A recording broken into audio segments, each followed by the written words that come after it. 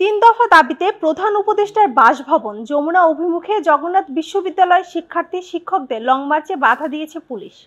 পুলিশের লাঠিপেটা, sound grenade, কাঁদানো gas ও জল কামান নিক্ষেপে লং মার্চ ছত্রভঙ্গ হয়ে গেছে। এতে ছাত্র শিক্ষক সহ কমপক্ষে 25 জন আহত হয়েছে বলে দাবি করেছেন আন্দোলনরত শিক্ষার্থীরা। আজ বুধবার দুপুর 12:30টার পর কাকরাইল মসজিদের সামনে লং মার্চে বাধা দেয় পুলিশ। এক পর্যায়ে পুলিশের সঙ্গে লং মার্চে অংশগ্রহণকারীদের ধাক্কাধাক্কি শুরু হয়। আন্দোলনকারীরা পুলিশের দেওয়া ব্যারিকেড ভেঙে যমুনার দিকে যাওয়ার চেষ্টা করে, তখন পুলিশের লাঠিপেটা শুরু হয়।